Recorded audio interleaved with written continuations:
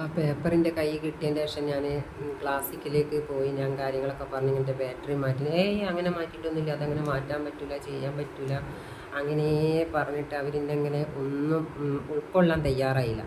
പിന്നെ എൻ്റെ വണ്ടി ഞാൻ എടുത്ത സമയത്ത് ഓഫായി.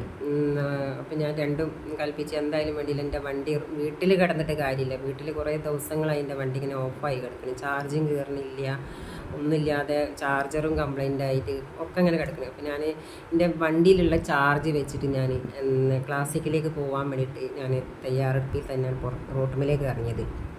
റോട്ടുമ്മലേക്ക് ഇറങ്ങിയ സമയത്ത് മീൻചന്ത ഇവിടെ എത്തിയ സമയത്ത് വണ്ടി ഓഫായി. അവിടുന്ന് ഞാൻ വണ്ടി നേരെ സൈഡാക്കി. എല്ലാവരും എന്നെ സഹായിച്ചെന്ന് റോട്ടുമ്മൽ സൈഡാക്കിയതിന് ശേഷം ഞാൻ നേരെ ക്ലാസിക്കലിലേക്ക് ഫോൺ ചെയ്തപ്പോൾ അവിടുന്ന് ഫോൺ എടുക്കണില്ല.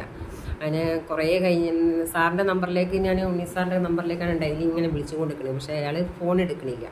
അങ്ങനെ പിന്നെ ഞാൻ വീണ്ടും അവിടുത്തെ ലാൻഡ് ഫോണിലേക്ക് വിളിക്കാൻ തുടങ്ങി. ലാൻഡ് ഫോണിലേക്ക് എടുത്ത് കുറേ കഴിഞ്ഞപ്പോൾ ഫോൺ എടുത്ത് അവിടുത്തെ സ്റ്റാഫ് എടുത്തിട്ട് എന്നോട് പറഞ്ഞ് ഇവിടെ ആരും ഇല്ല.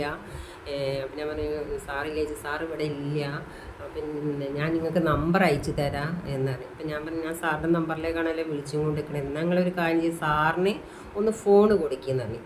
അപ്പോൾ അവർ സാറിന് ഓട്ടോമാറ്റിക്കായിട്ട് ഫോൺ കൊടുത്തപ്പോൾ സാറ് പറഞ്ഞിട്ട് ഞാൻ ഇവിടെ ഇല്ലയെന്ന് പറയും, ഞാൻ ഇല്ലയെന്ന്. അതൊക്കെ ഞാനിങ്ങനെ ഫോണിലൂടെ കേൾക്കുന്നുണ്ടായിരുന്നു.